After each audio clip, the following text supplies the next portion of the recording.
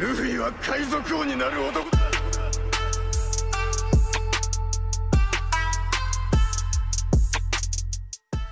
E a primeira pergunta é do Davidson José. Salve supernovas, ok, agora eu vou viajar. E se o paralelo de Impel Down for o Luffy ser capturado pelos Gorosei e agora o bando ir resgatá-lo? Jeito muito incrível de desenvolver e explorar ao máximo todos os Mugiwaras, fazer as conexões, acionar toda a frota. Cara, essa pergunta é excelente, na verdade não é bem uma pergunta, é uma teoria sua, e eu achei incrível e a gente já tinha falado bastante sobre ela naquela época que a gente estava discutindo sobre os paralelos que existem entre os arcos de One Piece. Imaginem se realmente isso acontecer e o Luffy for capturado pelos Gorosei e a frota inteira do Chapéu de Palha e todos os aliados que o Luffy juntou ao longo de sua jornada fossem resgatá-lo. Cara, seria incrível, mas eu acho que o Oda não está planejando algo nessa linha. Pensem, o Oda deu o poder absoluto pro Luffy, o poder de distorcer a própria realidade ao seu redor, e são poucos os que conseguem derrotar os Gorosei assim como o Luffy faz. Eu acho muito mais provável que o Luffy vá derrotar os Gorosei juntamente com os Mugiwaras, e na luta final contra a Marinha vá precisar de ajuda dos seus aliados que ele conquistou ao longo de sua jornada. Aí sim eles vão entrar para combater, por exemplo, um exército de serafins do governo mundial ou o próprio Imu com seu exército de marinheiros, do que necessariamente um resgate. O Oda não repetiria exatamente o mesmo roteiro que ele fez em Marineford para a guerra final de One Piece. Eu acho que não é a ideia dele. Eu acho que ele tem algo mais específico e mais especial preparado para o final de One Piece e para o final do Luffy, que é um personagem que nós amamos tanto. Eu ficaria meio decepcionado se a conclusão do Luffy fosse exatamente igual a do Ace, só que com um final feliz. Mas essa é só a minha opinião e é assim que a gente começa mais um Supernovas Respondem, aquele quadro em que a gente responde as perguntas que vocês nos mandaram lá no Instagram e na comunidade do canal. E sejam bem-vindos a mais um vídeo no canal Supernovas, o canal favorito do Eiichiro Oda. Meu nome é Samuel e antes de começarmos esse vídeo, se vocês gostam do nosso conteúdo, já considerem deixar o like aí embaixo e se inscrever no canal caso ainda não sejam inscritos, porque isso nos ajuda muito a crescer aqui no YouTube e nos incentiva a continuar sempre trazendo conteúdo de One Piece pra vocês. Então, sem mais enrolação, vamos direto para a próxima pergunta.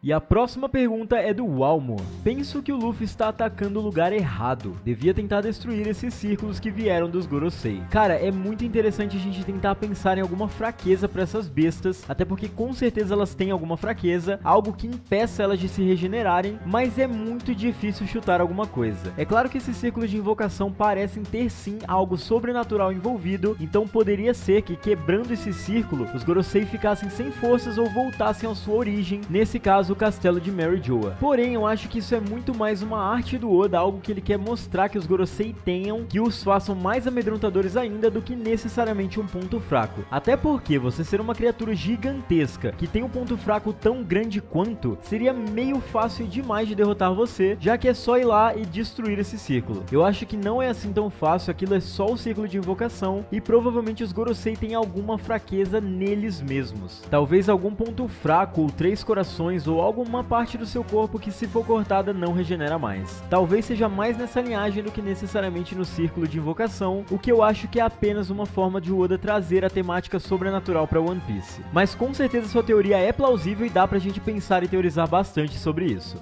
E a próxima pergunta barra teoria é do Jefferson Domingues. Eu acredito que Nika e os outros deuses da chuva, floresta e etc. foram os primeiros seres a existirem no planeta. Juntamente com os Gorosei, não acredito que eles sejam satélites. E outra, Imu talvez seja um deus como Nika, só que maligno e permanece vivo até hoje. Os reis dos mares também existiam nos primórdios, eles cuidavam do All Blue, então os deuses sumiram, sobreviveram alguns demônios e Imu. Séculos depois surgem os gigantes e os Unarianos, descendentes de Nika, e o povo da lua desce. Surge Joy Boy libertando os povos dos demônios, surge o século perdido e o resto vocês conhecem. PS, não acredito que os Gorosei sejam satélites. Cara, nessa teoria você abordou muita temática diferente, então vamos por partes no que eu acho que pode estar certo e que talvez não esteja tão certo assim. Por exemplo, eu acredito sim que os deuses primordiais de One Piece, aqueles que são referenciados lá no arco de Skypiea, existiram sim no passado e eles realmente tiveram seus poderes. Porém, não acho que eles existiram como divindades propriamente ditos, como deuses onipotentes que são capazes de fazer qualquer coisa, e sim como humanos que adquiriram poderes de alguma forma. As primeiras pessoas que desejaram e conseguiram manifestar manifestar esse desejo através de poderes de Akumas no Mi, provavelmente foram vistas pelo resto da população como deuses. É só a gente usar o espelho máximo de One Piece, que é o arco de Skypiea, em como as pessoas que moravam naquela ilha viam o deus Enel. Para eles, o Enel era uma entidade mesmo, uma divindade absoluta que não poderia ser questionada de forma alguma. E na verdade, Enel é só mais um cara com uma fruta, assim como tem milhares no mundo de One Piece. Isso só muda um pouco quando a gente pensa na figura de Imu. Até mesmo ele pode também ser uma pessoa normal com poderes, mas eu acho muito difícil. Afinal, nós já temos provas concretas que ele está vivo desde o século perdido, nós só não sabemos ainda se é pela cirurgia perene ou se é por outro recurso ou alguma raça oculta. Mas de fato, o Imu parece ser mais do que apenas um humano com uma fruta. Mas Luffy, por exemplo, representa exatamente o que era o Nika no passado. Alguém que por acaso ganhou poderes de borracha e o seu corpo se fez como borracha, o primeiro usuário da Akuma no Mi, Hito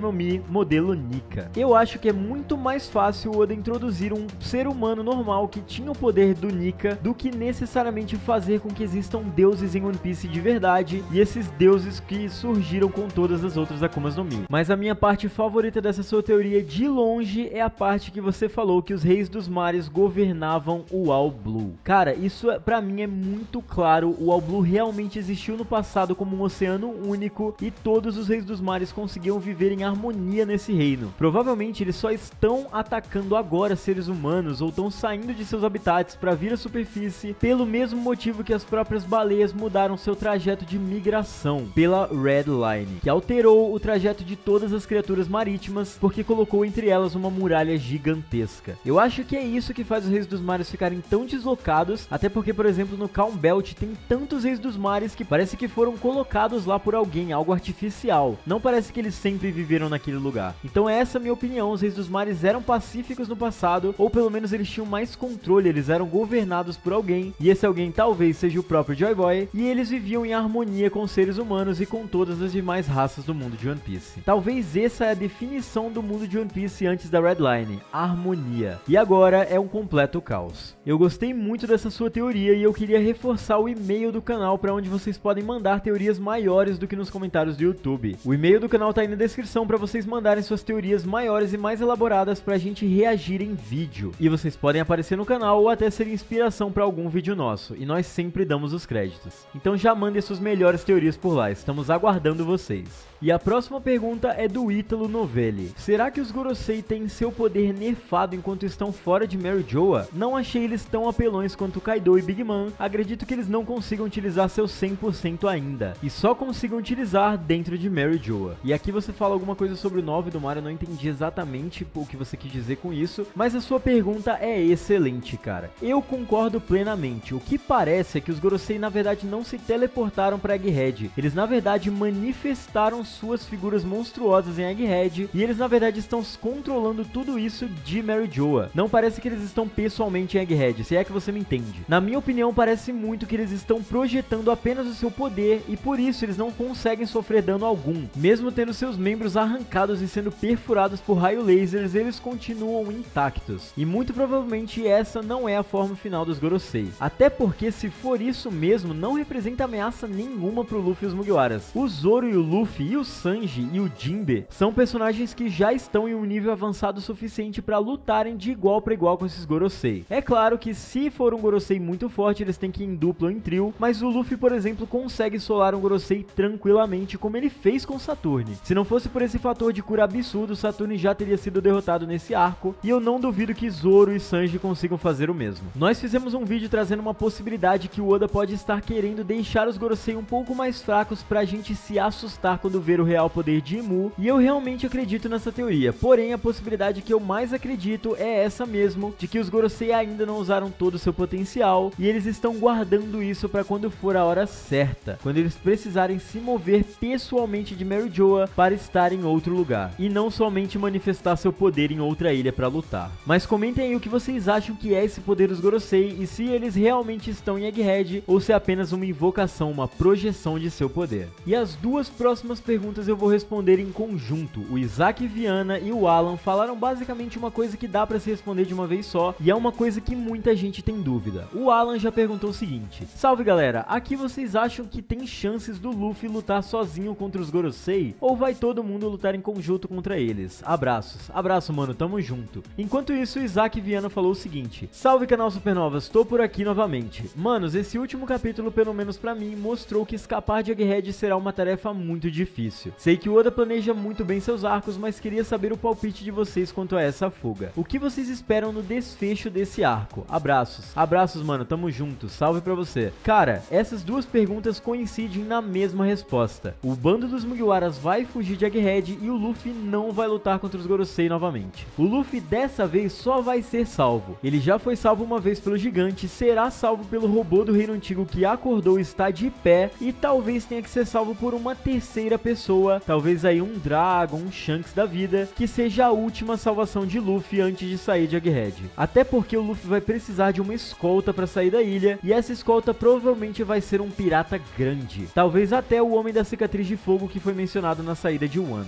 Eu acredito nisso porque o gigante já tem um navio de fuga para os Mugiwaras, porém ainda temos o Sunny. E vocês acham realmente que o governo vai ficar de braços cruzados apenas olhando o Sunny fugir com o navio dos gigantes em direção a Elbaf, sendo que tem 5 Goroseis na ilha? Eu acho muito difícil que isso aconteça, e também eu acho muito difícil que o Oda queira fazer com que o Luffy lute com os Gorosei agora, nesse momento da obra. Ele tá no nível sim pra fazer isso, ele não tá no nível tão distante dos Gorosei, mas eu acho que ainda não é o momento certo do Luffy enfrentar essa batalha, nem sozinho nem com ajuda. Talvez o que o Oda queira fazer aqui seja o seguinte: usar o robô gigante do século perdido apenas para segurar os Gorosei, enquanto um outro pirata ou os próprios gigantes de Elbaf consigam escoltá-los até a próxima ilha em segurança. E nada mais que isso, não precisa, Egghead não precisa ser um arco tão grande, já foi cumprido o que tem que cumprir, Vegapunk precisa passar sua mensagem e aí acabou. Tudo que a gente tinha que ver nessa ilha vai ter chegado ao fim, e nós vamos poder partir para a próxima já sabendo o que são os Gorosei, o que provavelmente é Imu e o que o Luffy tem que fazer para derrotá-los. É isso que eu acho que será o final de Egghead, e eu espero ter respondido as duas perguntas. E a próxima pergunta é da Haressandra Garcia. Ela falou o seguinte: salve Supernovas, sendo que o sonho é um tema recorrente em One Piece, inclusive várias aberturas falando sobre isso, como a nova de Egghead, não seria o D,